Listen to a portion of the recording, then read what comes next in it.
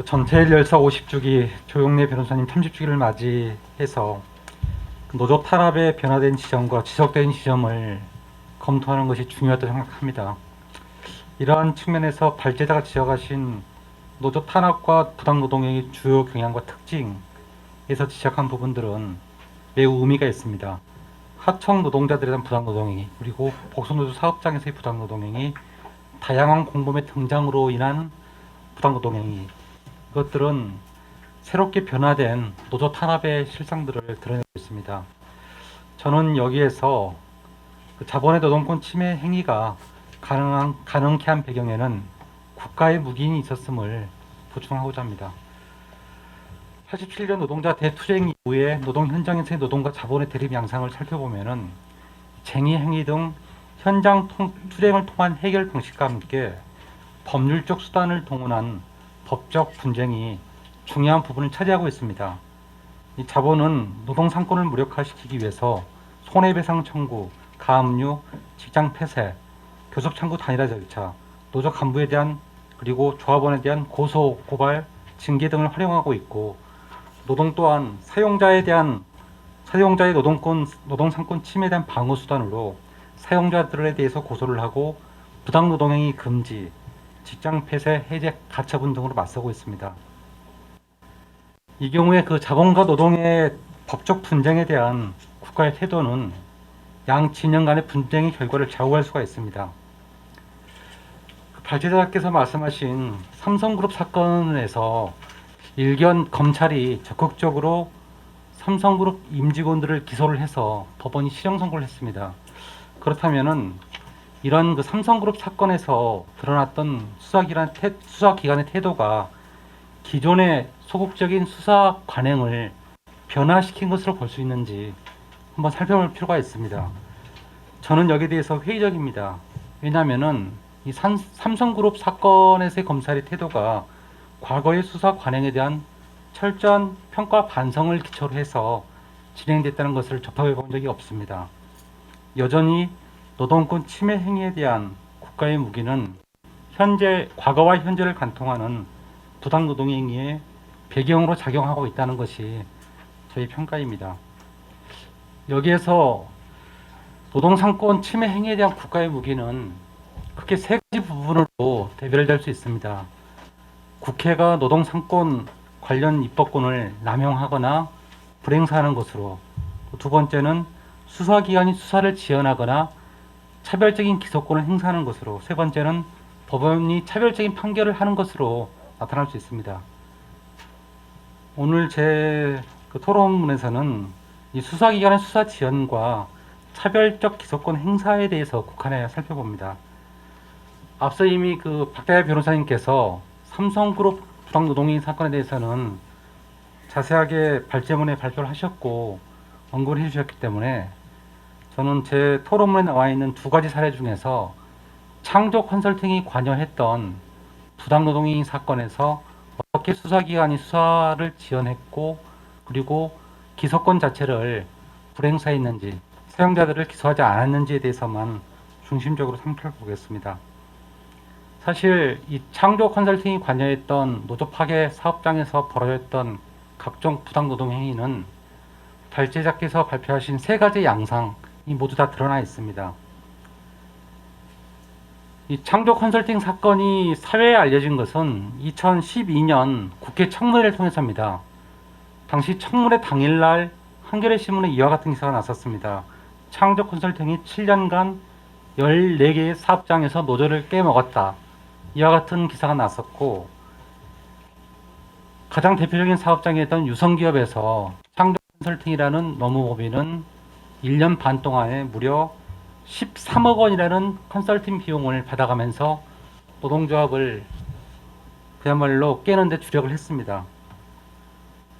당시 이제 12년도 청문회를 앞두고 이렇게 창조 컨설팅의 노조 파괴가 세상에 드러났는데, 제가 지적하는 바는 이 12년 청문회가 12년 9월에 열립니다.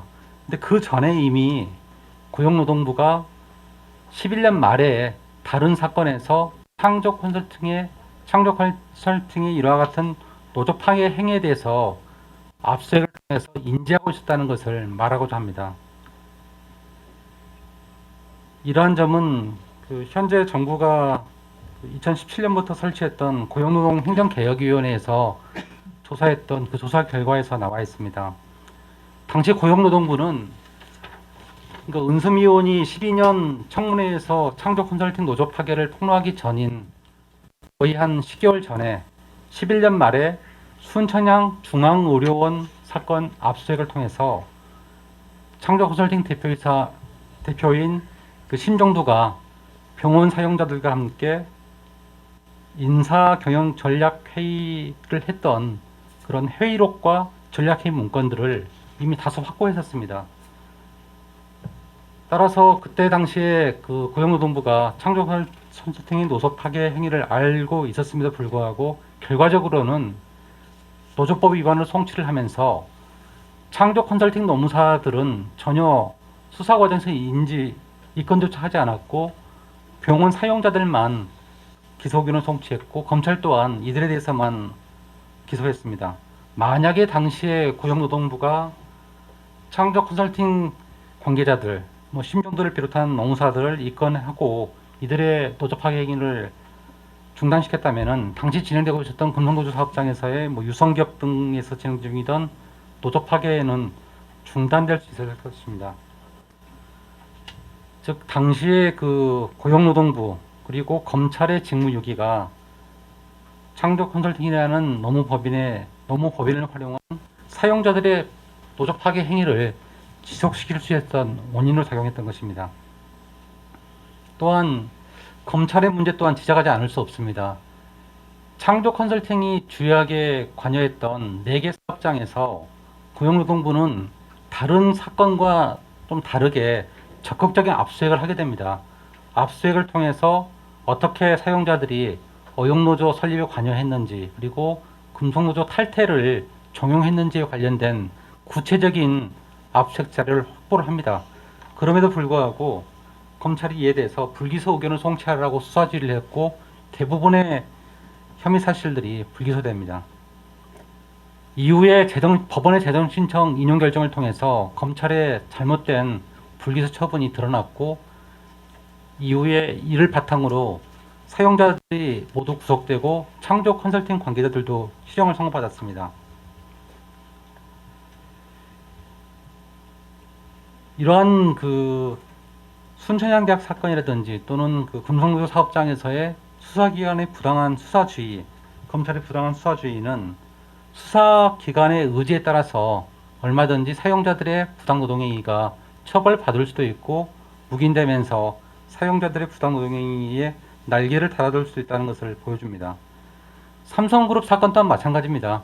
삼성그룹 사건이 2013년도에 문건폭로 이후에 15년도에 에버랜드 사건에서 무혐의 처분 그리고 16년도에 고용노동부의 불기소 의견 송치 이후에 건 2년 이상 방치되고 있다가 18년에 들어서야 비로소 수사에 들어갔던 것들, 이런 것 또한 동일한 사실관계에 있는 것에 대해서 어떻게 15년, 16년과 18년이 달랐는지에 대해서 묻지 않을 수 없습니다. 이것 또한 수사기관의 의지에 따라서 자본주의 부당노동의 자체가 정당화될 수도 있고 범죄로 처벌될 수 있다는 점을 명확히 보여주는 사례입니다. 이러한 국가 수사기관의 부당노동행위에 대한 묵인의 결과는 고스란히 노동조합과 노동자들에게 짐으로 다가왔습니다. 전태일 열사처럼 이 사업장들에서 노동자들은 죽음으로 노조 탄압에 항거했습니다. 그럼에도 국가는 자신들의 이러한 과오에 대해서 아직까지도 진지한 반성이나 평가를 한 적이 없습니다. 그렇기 때문에 앞서 말씀드린 것처럼 최근 삼성그룹 사건에서의 검찰의 태도가 변화된 것으로 저는 인정하기 어렵다고 보여집니다. 언제든지 종전의 수사 관행으로 회귀할 가능성이 남아있다는 것을 지적하지 않을 수가 없습니다. 조영래 변호사님 30주기를 맞이해서 과거의 현재를 관통하는 국가에 의한 노동상권 침해 행위에 대한 묵인, 이를 더 이상 묵과할 수 없고 이에 대한 비판적 태도를 견지하는 것이 다시 한번 필요하다는 점을 강조해 드리면서 제 토론을 마치고자 합니다. 이상입니다. 안녕하세요. 라이더 유니언 위원장 박정훈입니다. 저는 뭐 민변에 은혜를 입은 게 많아가지고 이 자리에 나오게 됐는데요. 네, 학생 때는 주로 유치장에서 민변 변호사님들이 오셔가지고 참 든든했고,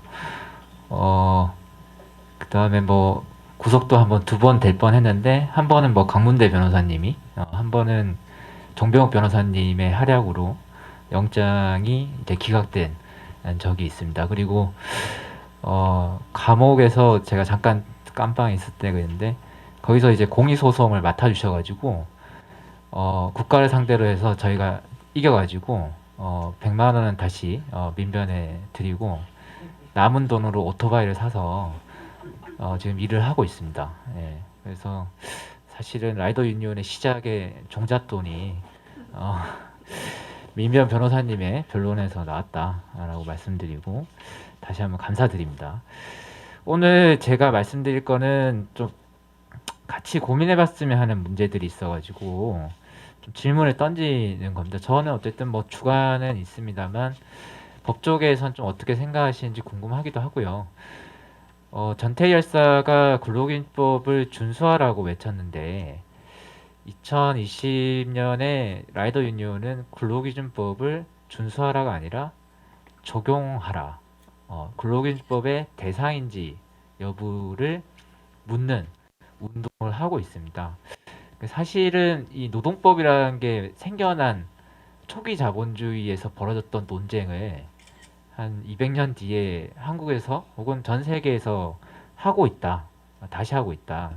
그런데 이것을 주도하는 플랫폼 기업들은 이 기존의 근로기준법에 종속되어 있던 노동자들을 본인들이 해방하러 왔다라고 주장을 하고 있거든요. 그리고 그것이 혁신이다. 왜냐하면 기존 근로기준법으로는 노동시간의 제한이라든지 최저임금의 보장 뭐 이런 걸로는 노동자들의 삶을 향상시킬 수 없으니 노동시간의 제한도 없애고 건마다 자기가 하고 싶은 대로 일을 해서 수익을 얻는 것이 노동자를 위해서 더 좋다라고 주장을 하고 있고 이에 대해서 일부 지식인이라든지 법률가들도 그럴 수 있겠다라고 얘기하는 와중입니다. 여기에 대해서 사실은 근본적인 질문을 던지고 있고 여전히 근로기준법이라고 하는 것에 대해서는 옹호해야 할 가치이자 적절하게 변화된 게 있다면 적절하게 수정해서 적용해야 된다고 저희는 일단 생각하고 있고요. 그 고민들을 이 토론문에 담았습니다. 그래서 이 첫 번째는 이제 플랫폼의 책임 문제가 있는데요. 이번에 단체 교섭이 있었는데 여기에 우아한 청년들의 보도 자료에 보면 자신들은 의무가 없지만 선의로 교섭에 응했다라고 얘기를 하고 이걸 보도 자료를 내보내고 마케팅 수단으로 사용하고 있는 상황입니다. 이런 게 가능한 이유는 자기들 현재 플랫폼 노동자들이 노동자성이 없다. 그리고 심지어는 이렇게 얘기를 합니다. 고객이다. 고객한테 잘 보이기 위해서 우리도 경쟁을 한다라고 얘기를 하는 거죠. 이거는 노동자가 아니기 때문에 플랫폼에서도 노동자들이 아닌 고객을 상대로 라이더들을 모집하기 위해서 쿠폰이라든지 복지를 제공한다라고 하고 있습니다. 이게 노조법상에 규율하지 않고 선의로 전환되고 있다라고 보고 있고 여기서 또 하나의 주요한 논리가 정체성 회피인데 가령 타다는 콜택시와 같은 서비스를 하는데 사실 자동차 렌트와 렌트를 하면서 기사도 렌트해주는 서비스를 하면서 사실상 콜택시 업무를 했는데 여기에 이재용 대표 같은 경우는 이거는 콜택시가 아니라 혁신적인 IT 기업이다라고 얘기를 하면서 기존의 택시 관련된 규제를 안 받겠다라고 하는 거를 계속해서 사회적으로 주장해 왔던 거거든요. 근데 이 논쟁들에서 노동법의 이야기들은 타다 논쟁 후반에서야 이야기가 됐습니다. 여기에 대해서 좀 더 고민을 해볼 필요가 있겠다라는 생각이 있고 배민 역시도 뭐 배달회사가 아니라 뭐 광고회사와 같은 정체성을 가지고 있어서 이런 문제들은 계속 되고 있다. 이거는 뭐 한국뿐만 아니라 외국의 우버나 이런 데도 마찬가지고요. 오늘 그 캘리포니아에서 AB5 법안에 대한 사표가 있었는데 아직 소식은 잘 모르겠는데 이것이 부결되는 결과가 나오는 사항입니다. 그래서 이런 부분들이 전 세계적인 논쟁이 되고 있다. 그러면 우리는 어떻게 대응할 것인가에 대한 고민이 있고요. 두 번째는 이제 부당노동 행위 중에 대표적인 게 이제 대체 인력 투입 같은 건데, 플랫폼은 노동력 데이터들을 무제한으로 가지고 있기 때문에 대체 인력을 가지고 있는 것 자체가 플랫폼의 존립 근거입니다. 그래서 배달 라이더들이든 뭐 플랫폼 노동자들이 파업을 했을 때 예를 들어서 프로모션 뭐 한 건당 2,000원 이렇게 제공하는 순간 대체 인력들이 플랫폼에 들어옴으로 해서 파업이 무력화되는 상황입니다.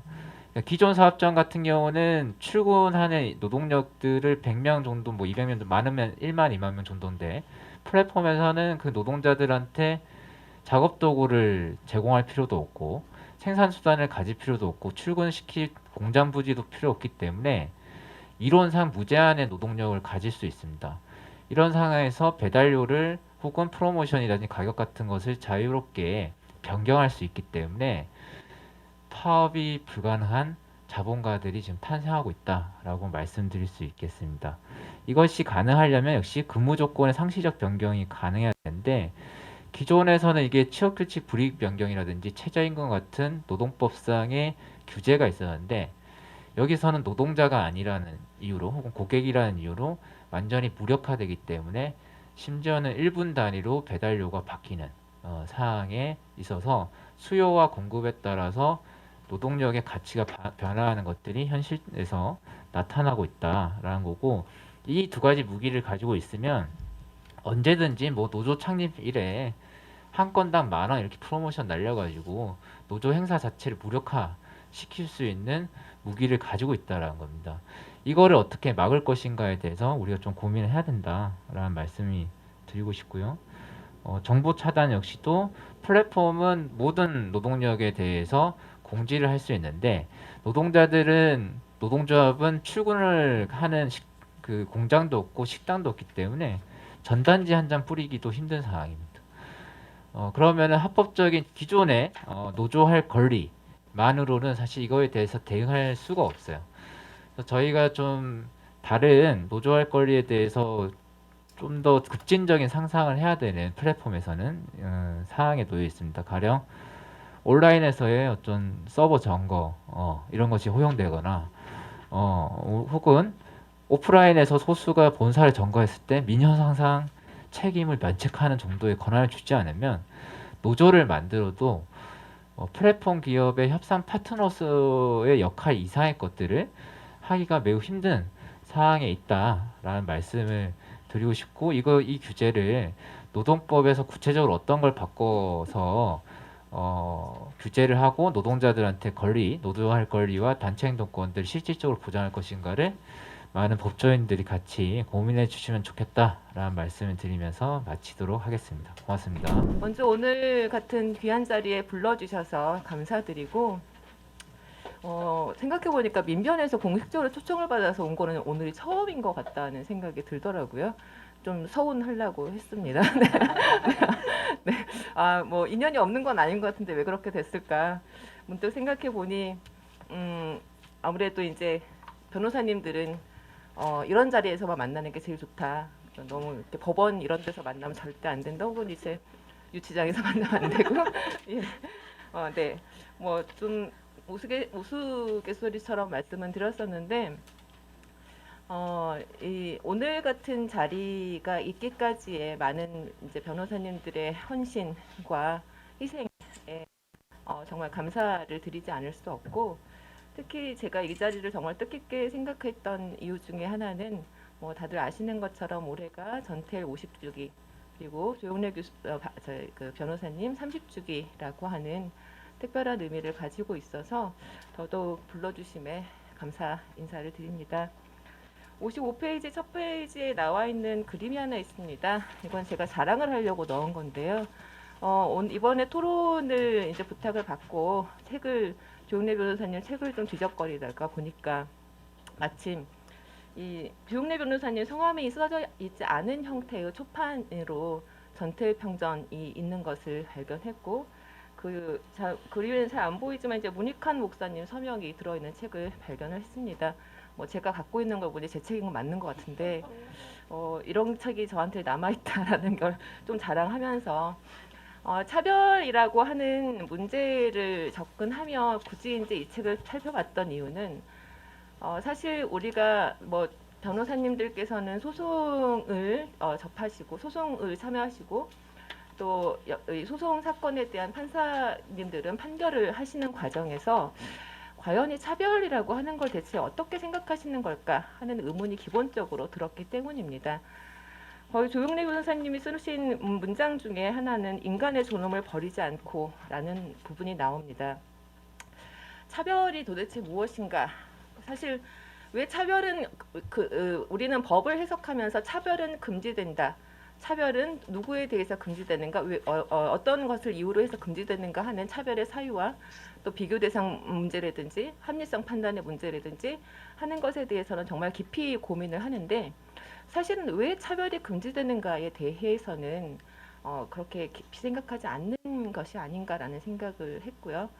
차별을 왜 금지해야 되는가라는 문제에 대한 답을 내린 후에야 다음 순서에서의 이제 발견되는 문제들을 우리는 풀어나갈 수 있지 않을까라는 생각을 했습니다.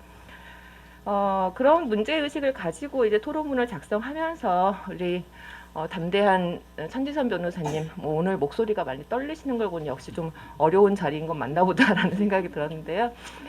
천지선 변호사님이 보내주신 자료들을 읽으면서 보니까 그래도 이제 어제와 오늘인데 어제에 대한 얘기들을 조금 뭔가 얘기를 해야 되지 않을까라는 생각이 들어서 일단은 숫자들을 조금 집어넣어 봤습니다.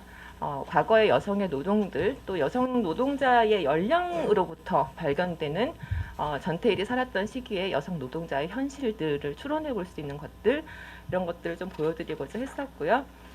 현재 여성의 노동은 그럼 또 얼마나 달라졌는가 하는 문제들을 역시 뭐 너무나 간단한 표로 나타나 있지만은 어떤 부분에서는 좀 변화가 있지만은 어떤 부분에서는 전혀 변하지 않았다라고 하는 측면들을 발견해 볼 수 있지 않을까라는 생각이 들어서 일단 표 몇 개를 숫자 몇 개를 보여드리고자 했습니다. 61페이지에 그래서 말씀드렸던 대로 이런 얘기들을 하며 도대체 차별은 왜 금지되어야 하는가라는 문제를 먼저 한번 짚고 넘어가고자 하였고 여기에서 이제 우리나라의 여러 자료들을 살펴보면은 뭐 이렇게 차별에 대한 전문적인 역량을 가지고 계시는 여러 자료들을 살펴봤을 때 차별이 어떻게 금지된다, 어떤 사유로 금지된다, 뭐 이런 얘기들을 많이 하시지만 역시 왜 차별이 금지되어야 하는가에 대한 답을 내리기는 참 어려운 상황이었는데 다들 아시다시피 헌법재판소가 이제 차별의 평등권이라고 하는 얘기를 하면서 인간의 존엄이라고 하는 단어를 썼습니다.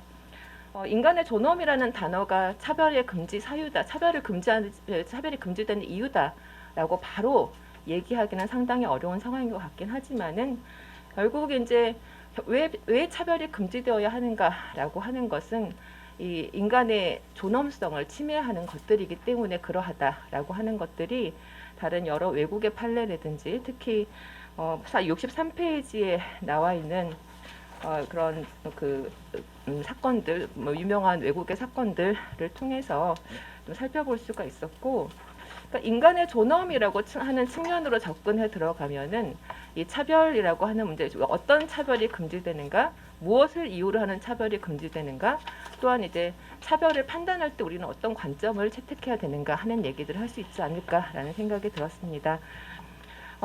이런 차별의 이제 구체적인 쟁점을 들어가서 살펴보면은 아까 천지선 변호사님께서 말씀하셨던 뭐 비교 대상자에 대한 문제 같은 것들, 차별 행위의 범위, 또 동일 가치 노동 동일 임금의 판단 등의 여러 가지 구체적인 쟁점들이 나오는데 과연 이제 이런 사건들을 계속 보면서 이제 인간의 존엄이라고 하는 측면에서의 평등권을 접근해 보고자 한다면 이런 많은 문제들에서 우리는 어떤 차별의 판단 기준들을 가질 수 있을 것인가라는 얘기들을 좀 해봐야 되지 않을까라는 생각이 들었고요. 물론 이제 그 구체적인 사례들 하나하나마다에 적용되는 그 많은 기준들, 자세한 구체적인 기준들을 모두 다 우리는 하나로 묶어서 일괄적으로 판단하기는 어렵겠지만 어느 정도 필요한 이렇게 판단의 기준이라든지 어떤 원칙이라든지 하는 것들을 좀 제시할 필요는 있지 않을까라는 생각이 들었는데 불행히 또 뭐 말씀하셨던 것처럼 차별 관련 사건이 그렇게 많지는 않고 차별 사건에서는 법원도 이렇게 저희가 봤을 때에는 그렇게 적극적인 판단을 하고 있지 않기 때문에 또한 이제 소송 당사자들께서도 뭐 이게 차별이다라고 하는 소송을 제기하기는 상당히 어려워하시는 형편인 것 같고요. 그래서 많은 사건들을 통해서 뭔가 이 차별의 체발된 문제 제기 자꾸 불거져 나오면 좋겠다는 생각이 드는데 그러하지 못해서 좀 아쉬운 생각이 많이 듭니다. 뭐 하나하나 다 자세하게 말씀을 드리기는 어렵고 저도 이제 이런 차별의 문제에 대해서는 계속 공부하고 있는 상황에서 여러 판례들을 보면서 이건 왜 이럴까 저건 왜 이럴까 뭐 이렇게 그 생각을 하다가 65페이지에서 보시는 것처럼 비교 대상자와 관련한 좀 의문점 그리고 66페이지에서처럼 차별 행위의 범위에 대한 문제점 그리고 68페이지에서 동일 노동 동일 가치 임금에 대한 문제점 또 차별 심사 기준에 대한 의문 같은 것들을 한번 적어봤습니다.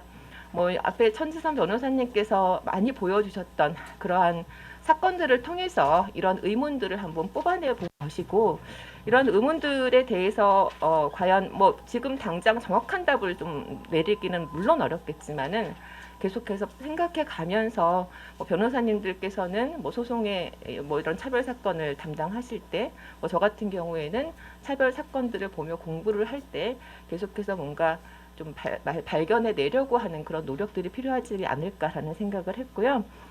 65페이지에서 얘기했던 거는 이제 비교 대상자 문제입니다. 사실 비교 대상자는 많이들 너무 엄격하게 판단하면 안 된다라고들 하시는데 또한 이제 저도 주로 이제 비정규직 근로자 차별시정과 관련한 연구들을 많이 했었는데 비교 대상자 문제 때문에 결국 사건이 성립하지 못하는 경우들이 많이 있었고 그렇기 때문에 비교 대상자 문제를 좀 더 완화시켜야 된다라고 하는 기준을 보여주시기도 하시지만 그러면 이제 차별에 대한 합리성 심사 과정이 더 엄격해져야 되는 문제가 발생합니다. 비교 대상자가 넓어지면 넓어질수록 차별에 대한 합리성 심사 기준은 굉장히 엄격해져야지 이 차별의 문제를 접근을 할 수 있다라고 볼 수 있기 때문에요. 반면에 비교 대상자 기준이 엄격해지면 그만 비교 대상자에서 걸러질 건 다 걸러지기 때문에 합리성 심사에서는 굉장히 완화된 심사를 할 수가 있게 되겠죠. 이러한 약간 반비례적인 관계가 있기 때문에 과연 어떠한 차원으로 접근하는 게 맞을까라는 생각이 들었었고요. 66페이지에서 보여드리는 것처럼 우리는 이제 보통 차별하면 불이익한 결과라고 하는 것을 예정을 하고 있습니다. 뭐 고평법도 그렇고요. 하지만 이제 불리함이라고 하는 게 드러나는 경우가 통상적이긴 하지만 사실 뭐 국가인권위원회법에서 얘기하고 있듯이 반드시 불리한 것만이 차별은 아니다라고 볼 수가 있습니다. 단순한 우대, 단순한 구분, 배제 이런 것들에 대해서도 뭐 고용상 성차별이 성립될 문제 범위는 없을까라는 고민들을 했었고요. 68페이지에서는 남녀 동일가치 노동 동일 임금과 관련한 얘기를 좀 했는데 사실 뭐 앞에서 간접차별 사건이 아직까지는 한 건도 없다라고 말씀하신 것처럼 저는 우리나라에서 동일가치 노동 동일임금 사건이라고 불려지는 몇 건의 사건이 있습니다만은 진정한 의미에서 동일가치 노동 동일임금 사건은 없었다라고 생각을 합니다. 왜냐하면은 동일가치 노동 동일임금 사건이 존재했었다면 우리나라에는 직무평가 제도가 완성되어 있었다라는 의미가 될 수도 있는데 늘 하는 얘기가 우리는 직무평가 제도가 없다라고 얘기를 하고 도대체 어떻게 직무평가를 해야 되느냐라고 얘기를 하거든요. 그 동일가치 노동과 관련해서 문제됐던 사건들은 사실은 유사 노동에 대한 문제들이 아니었나라는 생각이 들고 그런 만큼 이 동일가치 노동 동일임금 사건은 성립하기도 어렵고 외국에서도 굉장히 어렵게 다뤄지는 사건들인데 결국에는 이러한 조건들에 대한 문제들이 정말 한계로 남아있지 않는가라는 생각이 들었고요. 또 차별심사 기준은 뭐 이제 뭐 우리 지금 보여주신 판례들과는 좀 상관이 없긴 합니다만은 또 이제 헌법재판소 판단 기준을 가져와서 엄격 심사 기준이니 완화된 심사 기준이니 하는 얘기들을 하곤 합니다. 뭐 이런 것들이 틀렸다는 게 아니라 헌법재판소가 이 법의 평등권 위반 위헌 여부를 판단할 때 사용하는 이 기준들을 사인 간의 차별 사건에서 적용하는 게 과연 맞는가? 또 이제 변호사님들께서는 이런 것에 대한 어떤 문제의식을 갖고 있지는 않을까라는 것이 조금 궁금해서 질문을 던지며 정리를 해봤습니다.